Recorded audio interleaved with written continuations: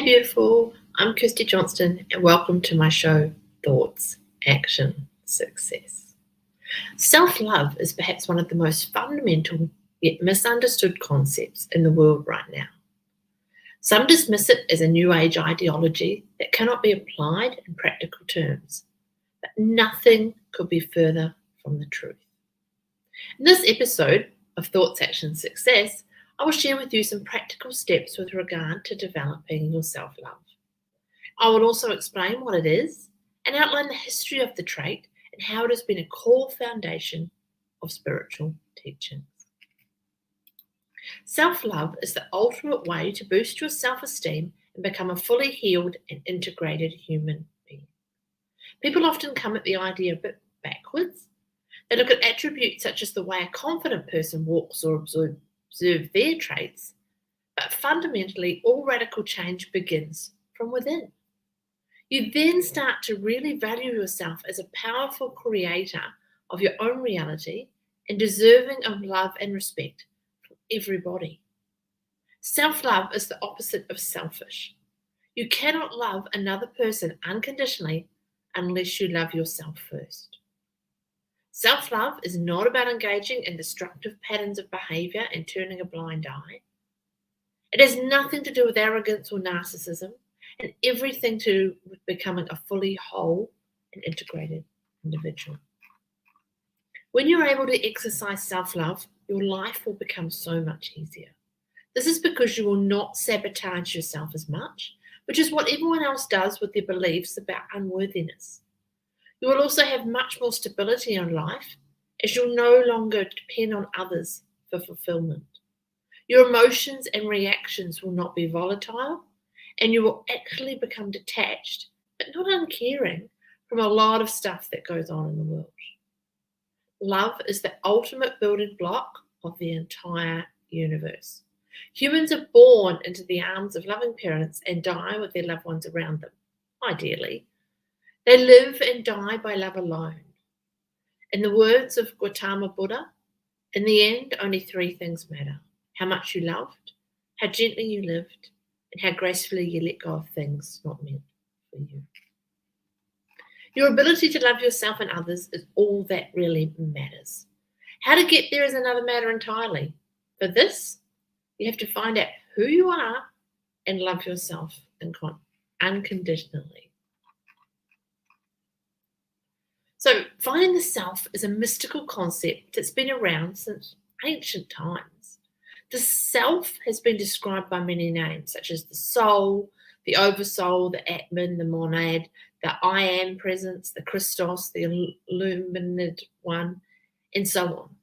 Labels aside, it can be described as who you truly are without any of the social behaviors and attitudes that you have downloaded since birth.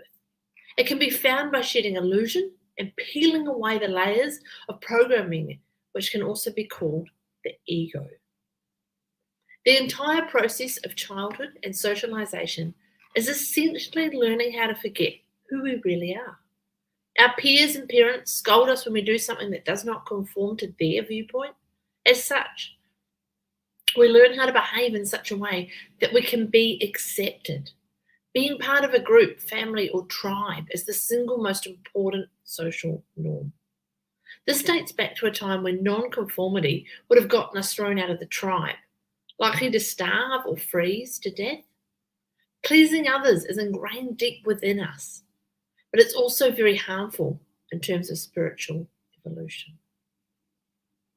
So, when we're born, we experience traumas and forgetting who we are. And we then have to go through the process of forgetting everything we learned in school and through wider society to find our true selves. Sadly, reconnecting is anything but easy in this modern age. Technology ensures that information is everywhere, so we will look everywhere but inside, where the self resides. So there is a defined path to find the self quickly. Though the process could still hardly be described as quick, many people are swift to dismiss Eastern modalities as outdated, unusual, and unworkable. But the fact of the matter is that in terms of finding the self, Vedic philosophy occupies a distinct position of respect. To proceed with finding self, you will need 1. A silent and serene location.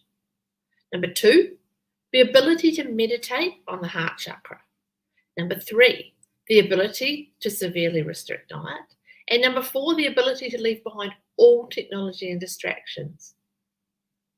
In many ways, it is simple and straightforward. Get to a silent location and meditate on loving the self. Restrict your diet so you're not eating any meat, processed food, caffeine, or alcohol.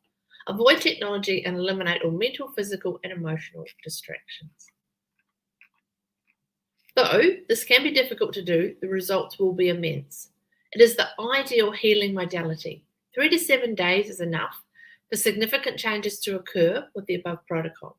It can be repeated as often or as necessary, and while you won't succeed the 1st or 7th or even the 10th time, it is enough to fully rejuvenate you from the stresses of modern living in a big way.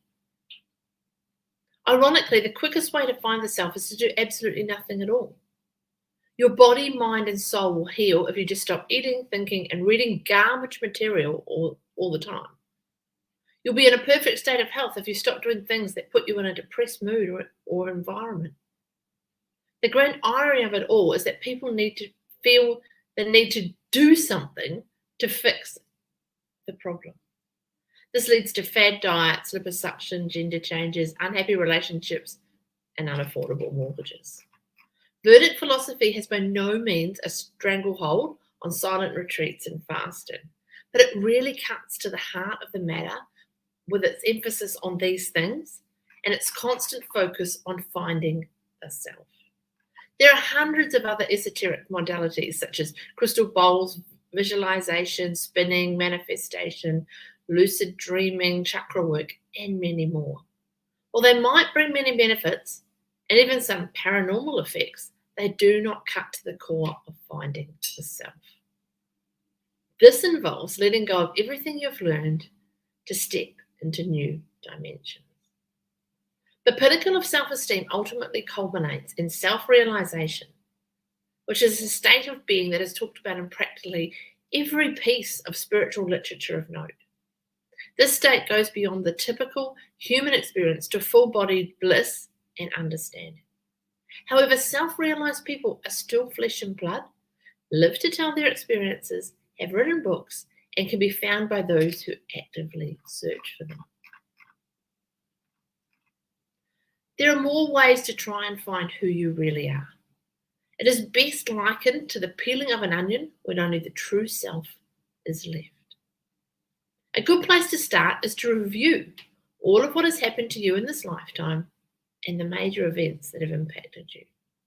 The point is not to wallow in them or take pride in achievements. Just draw a linear map of the major events that happened, what their effect on you was, and try to see the big picture. This will help to build a degree of objectivity. In terms of finding yourself, you do not want to be dependent in any way. So look at all the ways you're emotionally, mentally, physically, or financially dependent on other people and things. Become as self-sufficient as possible. This could entail an eliminating of cigarettes or bad food, or finding a new job where you work for yourself. But it will always be different for everybody. Finding yourself is an individual process. Nobody's ever self-realized themselves together. It's just not the way that the universe works. Groupthink is the antithesis of individual empowerment, because even in groups, solutions only come from one individual with one spark of inspiration. There is no way to share creativity or ingenuity because it comes from within. This means that when you are finding the self, the practices that you use and philosophy that you adopt will be yours alone. If you simply copy what others are doing, then you're already disempowered and you will never find the self.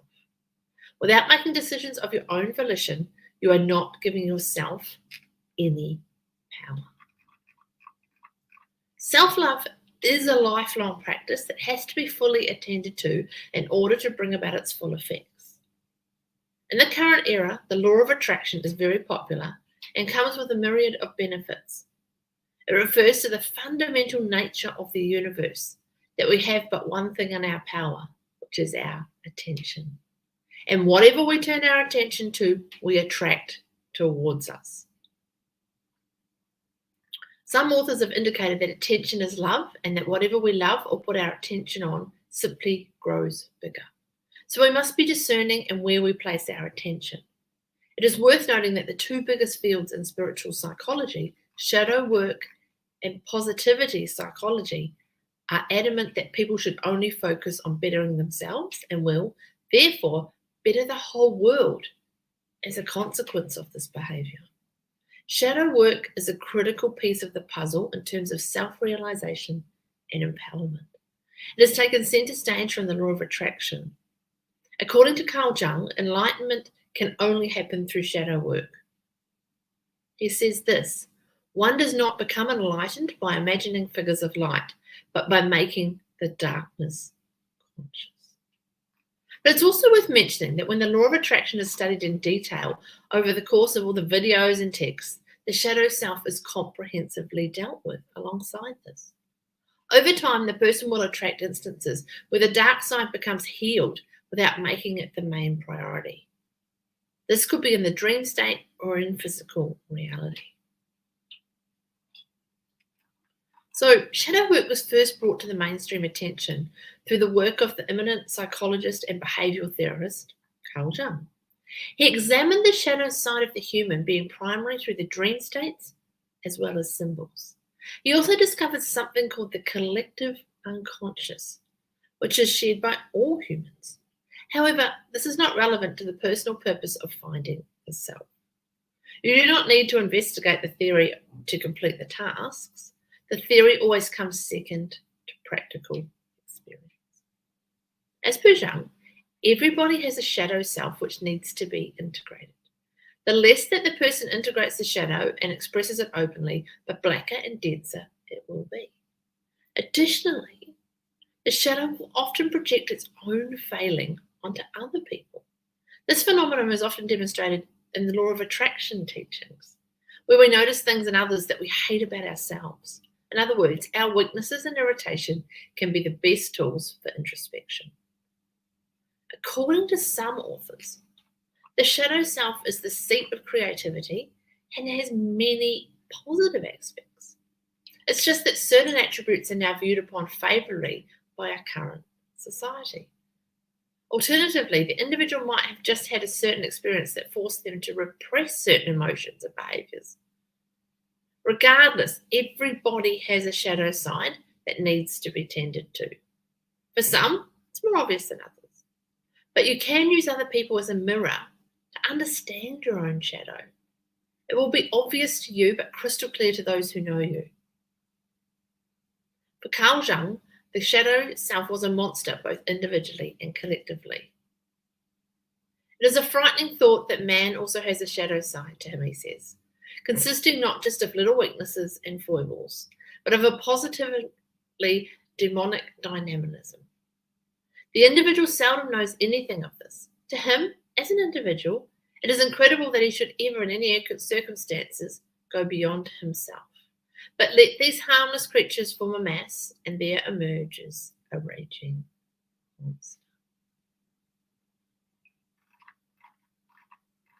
The fact is that human beings learn far more from their pain than they do from their triumphs.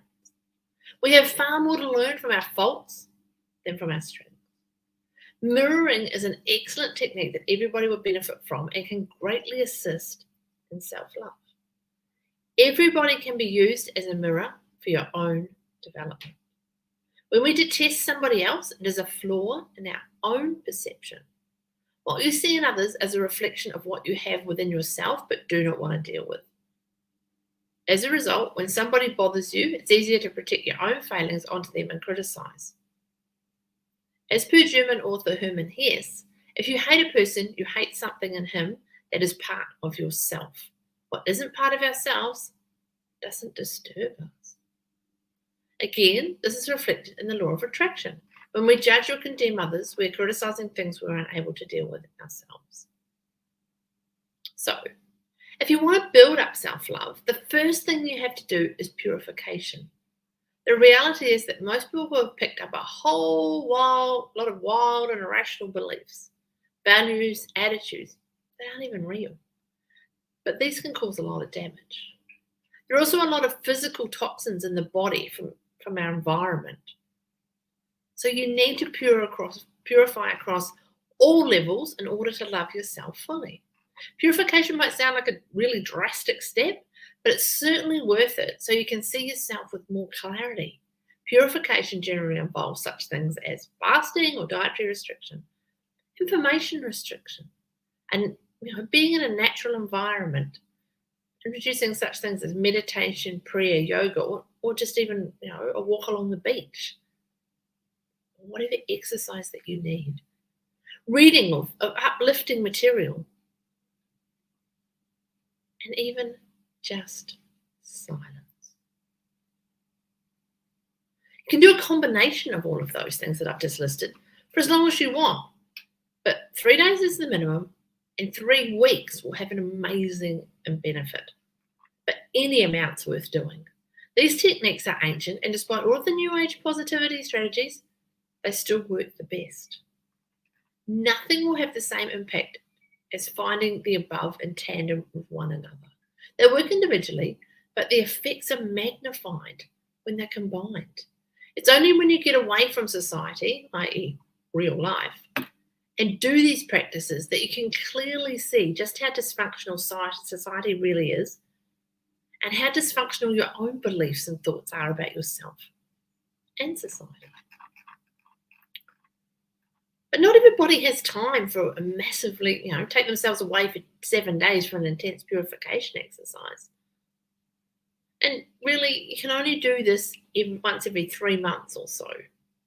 So due to this, people often need less intense modalities so they can build self-love steadily and consistently over time. The first step is in relation to freeing up your time and energy. Most people have heavy stress from either the energy vampires or from work or relationships. The best scenario, if at all possible, is to simply exit a toxic relationship or environment. Remove yourself from it. But many people are afraid of leaving a job they hate and pretend that they have to stay there to pay the bills. But nothing is worth having your energy drained and living like a zombie with no purpose or intention. What happens is that you are pretending to be someone you're not, which is the polar opposite of authenticity. There are many self-love exercises you can do. I've researched most of them, but I want to share with you 5 that I have found most effective. So number 1, the waking and sleeping hours are a prime time to master your thoughts and emotions. In the place between sleeping and waking, turn your thoughts as positive as possible. These states are more powerful and set the tone for the rest of the day, or it's the last thing you think of as you drift to sleep at night. Keep a gratitude journal. It's perfect for appreciating what you are and all that you have accomplished. The fact of the matter is that human appreciation is arbitrary and irrational. We can work towards a goal of 5 years and appreciate its completion for a week. We need to reframe our gratitude and appreciation so we can be joyful for everything, not just those big goals. Put yourself first with such things as holidays, massages, recreational activities, concerts, whatever it is that you want to do. You deserve supreme enjoyment, and it is what you are here for. Sadly, most people think that life is supposed to be a painful chore and create stress for themselves. Do not do this to yourself. Stop interfering with others at all costs. There is a kind of virus going around where people are trying to make the world a better place and love pointing out the flaws in the world. This is in spite of the fact that times have never been better by a gigantic margin. If you do not focus on your own self-development, you will never develop, and you will find others interfering in your life in a similar fashion. Meditating on love or focusing on the heart chakra is a chief recommendation among many ancient spiritual scriptures. The heart chakra is a doorway to the higher self or the oversoul. If you put your energy there for extended time periods. One of the most important and overlooked parts of being able to find the self is being unashamed about feeling good. This entails doing activities that feel good to you as much as possible. There is a tendency to believe that you must suffer much to achieve happiness. It is more the case that unhappiness has to be unlearned from past conditioning. There is nothing wrong with feeling good, and nobody is not worthy of self-love, respect, and appreciation. There is actually no reason you have to study for 3 to 4 years in university to start out on the corporate ladder and work your way out. This could often not actually be the best path, given that there are options where you can get certified from a distance and set up an online business for a fraction of both the cost and time. Yet people still flock to universities, paying tens of thousands of dollars to wait 3 to 4 years until they can make an income, if they even get a job. In any case, you don't have to accept any limitation that society places upon you. If you want to master self-love, then you have to love yourself and treat yourself with respect. This entails saying no to toxic relationships, setting boundaries, thinking positive thoughts, journaling, getting exercise, taking massages, going for luxurious hot showers, taking regular holidays, etc. Your only responsibility is to yourself and to make sure you are as happy as you can be. So there are actually a wide variety of self-love strategies, but what's important to understand it is not really an additive process. You need to shed the skin or beliefs, values, and attitudes that you adopted to protect yourself in this life. By being in a relaxed state of mind, it helps you to do this. Anything that gives you another perspective and leads you away from incorrect beliefs can be termed a self-love strategy. So there are many books to choose from in terms of reading, but it's important not to be critical or judgmental of any book you read. If it's not for you, just put it down, select another that's more appropriate. You don't need to feel the need to write a 1,000-word review about how bad it was. The negativity will just bounce back to you. In any case, love is to be expressed and developed, and there is only so much that you can learn from books alone, regardless of how good the material happens to be. Practice beats theory. To love yourself, you must look at yourself clearly, and doing this is not as easy as you might think. Most people have an idea of themselves that they associate with their jobs and their accomplishments. These ideas have nothing to do with reality, whether they are positive or negative. Mirror gazing is a really good way to look at yourself. The eyes are said to be the windows to the soul, and you might find looking directly into your own eyes a really uncomfortable experience. Try gazing at your own eyes for a few minutes every morning. You can also do this with a partner to increase your love for each other. Remember, the main reason that you do not love yourself is that you cannot really see yourself due to a lack of perception. Any kind of expression that clears your mind and your perceptual lens assists you in self-love and compassion for others. Compassion is itself not really a path and means to self-love. What happens is that when you become more self-loving, you become more compassionate towards others. In terms of the shadow, what you see in others you detest, as it is alive within you. But when the shadow has been integrated, you are more compassionate to those who suffer from the issues that you have integrated. You recognize them more clearly because you used to have them, and your compassion is far greater because of this integration. Assessing self-esteem can be quite problematic. The issues lie in the fact that self-esteem can fluctuate on a moment-to-moment basis throughout your day. It's often related to a role or a function. Some people can have millions of dollars while also battling social anxiety or depression. Others are excellent at work but awful at dating.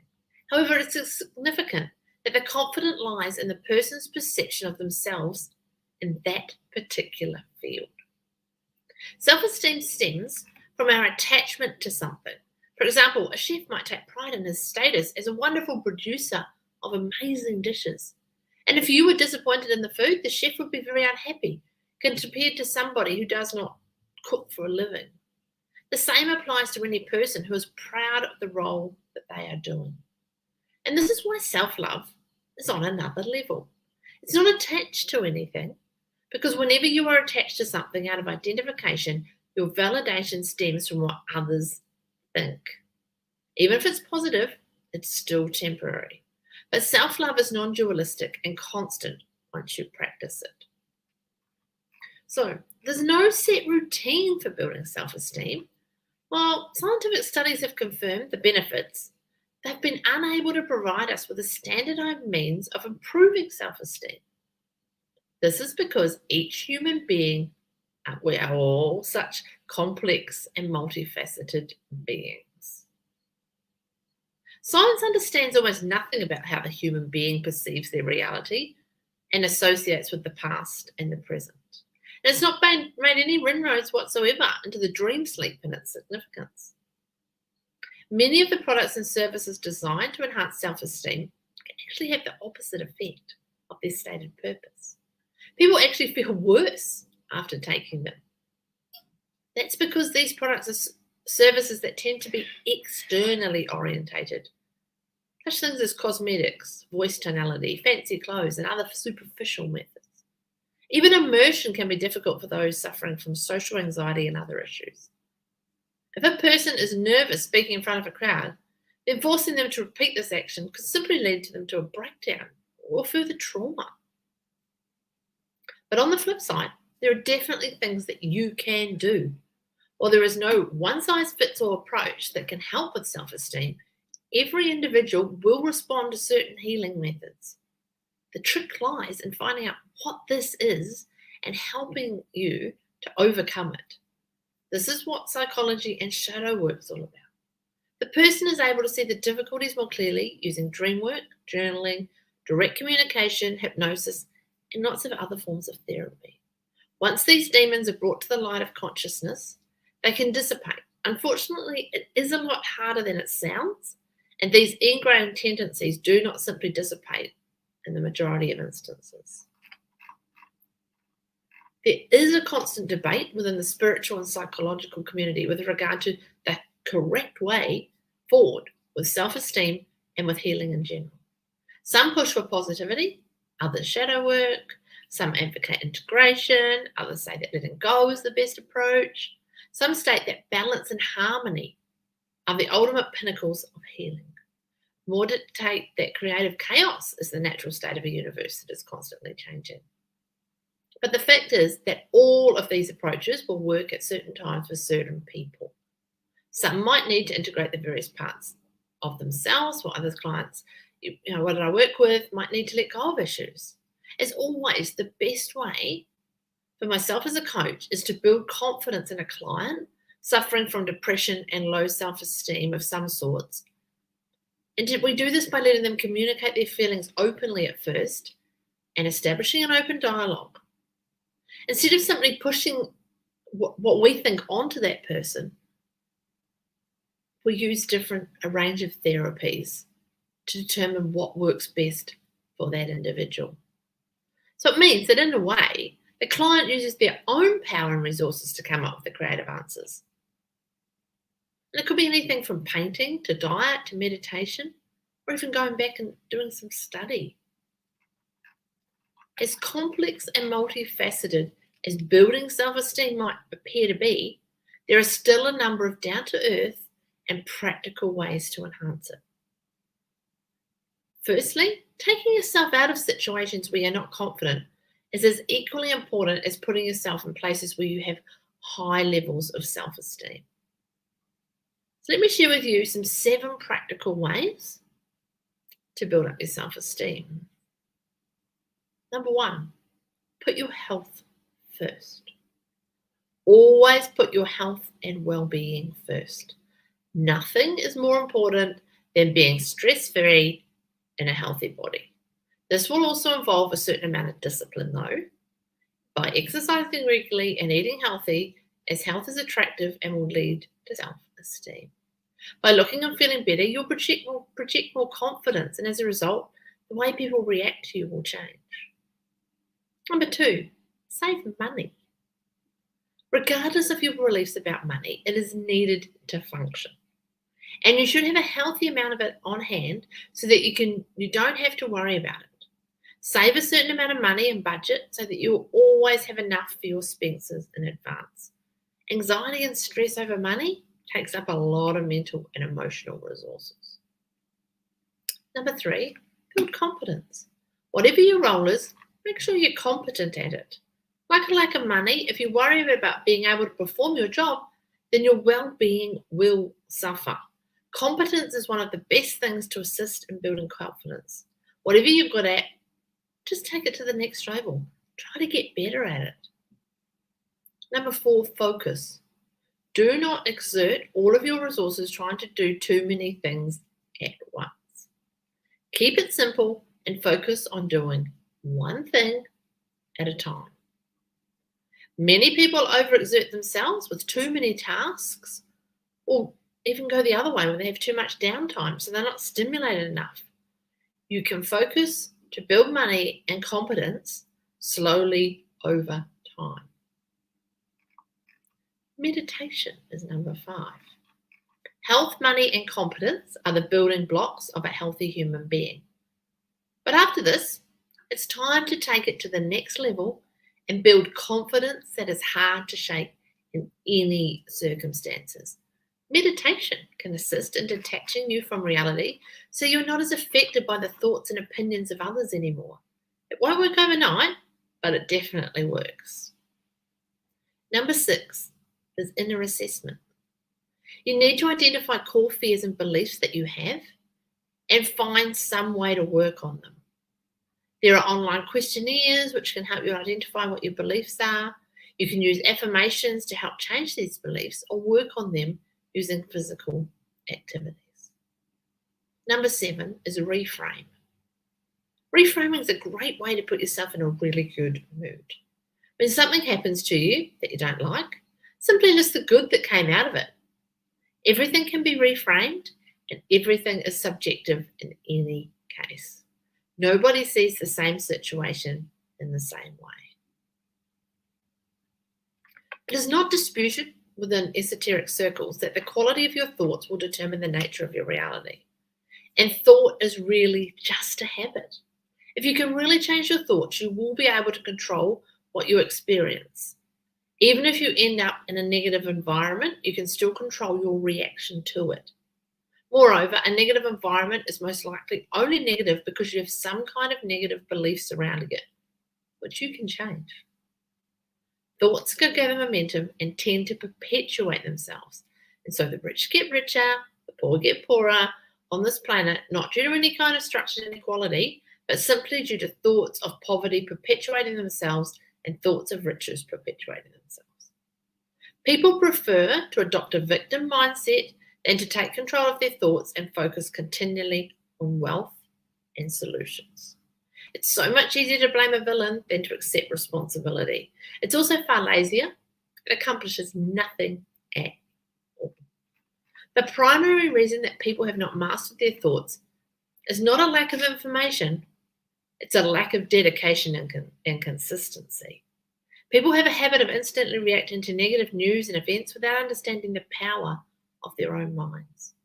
They are the ones generating the stress, anxiety, and worry as a result of their own powers of observation. Gaining power over your thoughts is a lifelong endeavour, but it's the only real task that you have to do, as it determines everything. Thoughts and emotions are interlinked. While thoughts lead to emotions, it is entirely possible to learn to leverage emotions without any thoughts whatsoever. This is even more powerful. It is not the thought that generates the power, but the emotional energy behind it. So you can go directly to the source. Of course, the most powerful emotion is love, and you should try to master this whenever possible. Love can be generated if you place your thoughts on people that adore you. Over time, you'll be able to summon the energy directly. This will not happen overnight, but it will greatly increase your power and charisma. Some events can generate an immensely negative reaction from a person due to previous trauma, and this can be very difficult to deal with, but the principles remain the same, though the intensity may be far worse. You have to find a way to deactivate the negative energy and focus on positive energy. This does not mean that you're ignoring the problem. A problem would imply that there is something wrong with you that needs to be fixed. That's not the case. But reality is perception, and you need to change your mental and emotional lens to see things from the perspective of the higher self, who you really are. Beliefs also deserve to be examined. They're often mentioned but rarely explored in detail. So, a belief is simply a thought that has been repeated over and over again. It becomes ingrained in the human being as a fact, though this isn't really the case. As such, these beliefs can easily be deactivated by people who turn their attention towards positive thoughts. The new beliefs replace the old. Again, it's not possible to feel both love and hate at the same time. They're opposites. But if you have a belief about someone that results in the energy of hatred, then you will continue to have this belief unless the thought chain is interrupted. Activating the exact opposite is key to deactivating a negative belief. However, you need to use meditation as an intermediary. If you are in anger or despair, first you need to meditate and slow down. Then you need to access the opposite belief. Deep beliefs are often the biggest obstacle to new states of awareness. For example, you might have read all the material, but deep down you do not feel you're worthy of a partner. There are a wide number of mistaken beliefs such as resources are scarce and we must compete, and you have to work hard to get rich. These beliefs are completely inaccurate. Everybody has their own set of beliefs which we need to be scrutinizing. It's not possible to evolve with the limiting beliefs, but you can use the power of habits to remove them over time. Speaking of the power of habits, they're not to be underestimated. A mature understanding of habits and how to use them is fundamental to becoming a fully whole and integrated human being. Because your habits are the primary determinant of who you are and who you become. Let me share this quote with you. Repetition of the same thought or action develops into a habit, which repeated frequently enough becomes an automatic reflex. What you do every day will change who you are.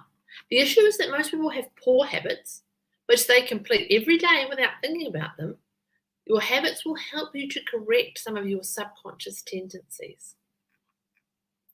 Consider this, that half of all of your daily activities are done automatically. You don't put on any conscious awareness into them. Habits are a way for our brains to conserve energy over time, and they're vital to our functioning.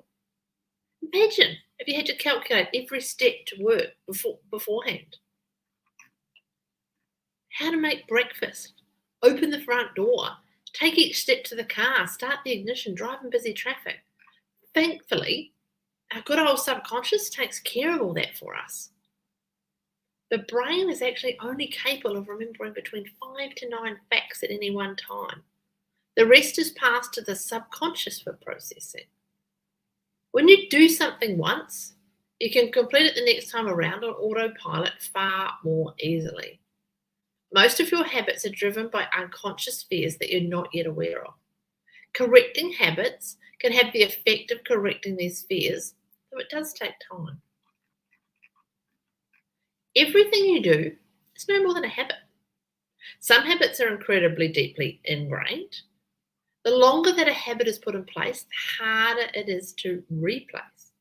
Think of the example of a person who's been smoking for 30 years, constantly used to taking smoking breaks with friends and smoking at home.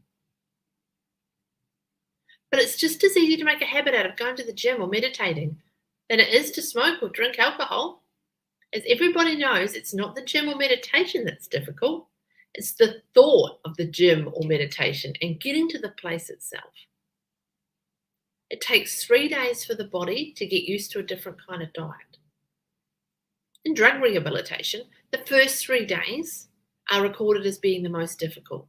And after this, the patient will have a much easier time staying away.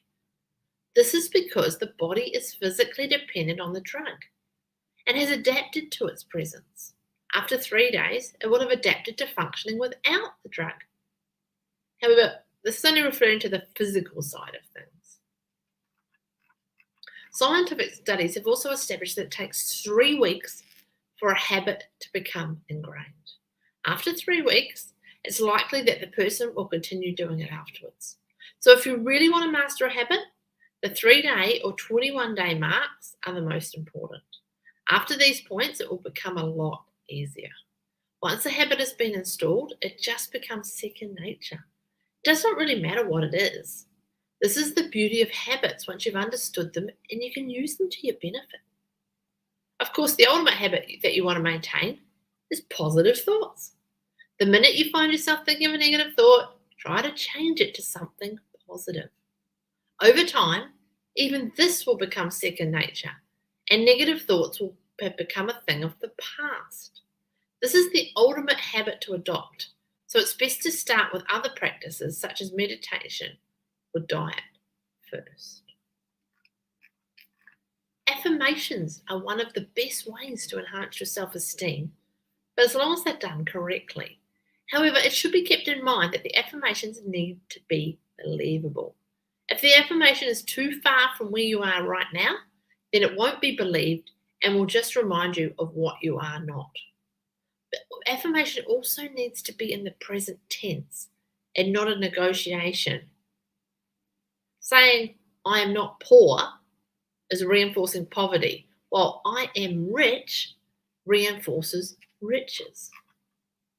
There are an infinite amount of habits that you can take on board, so you will need to be selective. The best habits will depend on the person in question. It could be meditating, drinking a smoothie, visualizing your perfect day, or even just making your bed every day before you leave for work. The time just prior to sleeping and upon waking is one where you have access to the theta state while you're still conscious. If you can try to manifest a positive emotion whilst in these states, your day and night will run much more smoothly. Lucid dreaming is another modality which can help you get what you want. The morning is the best time to complete a task or engage in a positive habit. Studies have demonstrated that willpower is highest in the morning and tends to wane as the day goes on. So, start your day off as well as you possibly can. The worst thing that you can do is roll out of bed, look at your emails, grab a slice of toast, and head off to work. When you're looking at your emails, you're basically downloading stress first thing in the morning. The morning time is sacred, and you need to keep some space there for relaxation. But sadly, most people are stressed about work and do not even give themselves the morning to relax. Whatever kind of habit you adopt, remember to stick with it for at least 3 weeks. And do it first thing in the morning if possible. So over time, it will become second nature to you. Incorporate your habits one at a time so you don't get too overwhelmed. And habits are very difficult to break once they become ingrained. They are ingrained so strongly in the brain that they can even survive brain damage. On the other hand, this can be a good thing if you drop positive habits. As what Warren Buffett says, the chain of habits are too tight to be felt until they are too heavy to be broken. As difficult as habits may be to break, if you stick with it, the benefits can be phenomenal. You can find yourself in a never-ending spiral of self-development One habit after the next can be broken from the smallest to the biggest. But people often need to identify one keystone habit that will result in a change in all the others. You can use the power of habit to find your true self and establish unshakable self-esteem. Meditation, organization, discipline, purification, diet, and more. These all have huge benefits, but they can be very stale and lifeless for many people despite their necessity. You don't have to stick to these aesthetic practices. In fact, loving yourself is anything but boring. It should be the most enjoyable journey of a lifetime because you are literally doing things that make you happy, but with such an intensity. Creativity. This is a means of accessing parts of you that have lain dormant due to societal conventions. As I stated earlier in the show, we shut down our creative, spiritual, emotional, and physical centers due to the pressure to conform. The challenge lies in opening up these parts of us at a later stage in our lives. The hallmarks of self-love are authenticity and originality. Creativity can only come from inside of you, but most of our society consists of just copycats. People copy each other all the time. Think of the number of online ebooks on how to make money online. The same old advice repeated over and sold over and over and over. It's not possible to make money online by simply taking another person's formula and repeating it. You need to be original to be truly successful. This is why you should stay away from prescripted formulas for success. Even if they genuinely worked for the original creator, they will not work for you because they're not your creation. Those people are those people. You are you. This is a really important point to remember. One of the biggest and most powerful ways to boost self-love is to go on a wild trip. Do something that you've never done before. Better yet, do something that is far outside of your comfort zone. It's guaranteed to open up previously inaccessible avenues of thought and emotion that you never knew you had. There could be little more disappointment than traveling down the same road with a few variations along the way within the same company. Wage increases and another title are immensely boring to people who are living their true lives.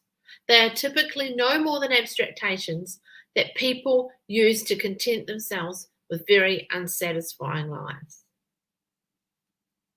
There are a variety of ways to improve your imagination. Bear in mind that this is an ongoing and never-ending process, but one that gets more satisfying as time goes by.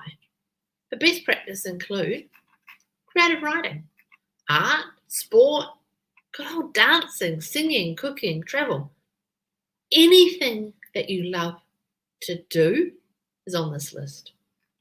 Obviously, the list is not exhaustive, but there is room for creativity in logical subjects such as accounting or maths even. But it has to be applied dynamically and used often by the person. Otherwise, the imagination will lie dormant as the person continues to rely on textbooks and manuals written by somebody else. The way to enhance creativity lies in persistence. If you are painting, then you need to try and paint every single day. You will have certain insights and eureka moments now and again, but you cannot tell when they're going to happen. That's part of the fun. That's part of the challenge. Regardless of what creative activity you're doing, you need to engage in it every day. Creativity can also help to reveal subconscious tendencies. Let's look at intuition. It's an incredibly underappreciated aspect of every individual. It holds the answer to every question, and you need to learn to rely on it. Your intuition does need to be developed over time, though, and it largely evolves when a person detaches themselves from the rational processes associated with strenuous mental thought. However, the mind is very limited and can only process a small amount of information. Intuition, creativity, and imagination are all very tightly linked. The processes that you can use to increase creativity are the same ones that you can use to increase your intuitive power. Intuition is your biggest friend when it comes to making life choices. There are thousands of ways to increase self-love, but only a few will be perfect for you at a specific time. It's a lot easier than people make it out, though. If there is anything that really stands out and that you think would work, go for it. Don't dismiss your desires and goals as irrelevant. They are the single greatest signposts that you have. Above all, find something that you love to do and be creative in doing it. This is your true self, and this is empowering. If you love yourself, give yourself the gift of doing what you love 24/7 without caring what other people think of you. It is the pinnacle of human achievement to be uniquely you without input from anyone else. So, finding out who you really are and generating self-love for yourself is the most rewarding experience that you can have. The spiritual term is self-realization and is beyond the understanding of those who have not experienced it. Some are closer than others and will exhibit higher levels of self-esteem. After all, confidence is simply being more aligned with who you really are. The people who try to be something that they're not are the ones who are actually underconfident. It takes a remarkable amount of resources to put up a facade, and it's immensely energizing when you align yourself with your own divinity. In the next episode of Thoughts, Action, Success, I will share with you how, at long last, you can overcome all obstacles to finally achieve your dreams in life. I will uncover for you the incredible power of motivation. You will learn how you can use it as your main driving force to finally achieve your goals as well as your personal freedom.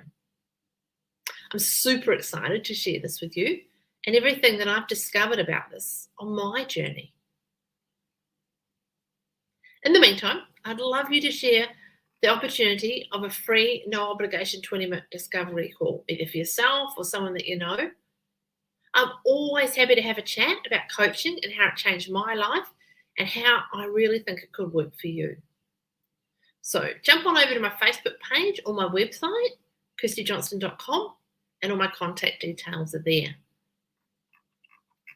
In the meantime, join me in my Thoughts, Action, Success Facebook group for exclusive access to further inspo, action, and worksheets from the show and also from previous episodes.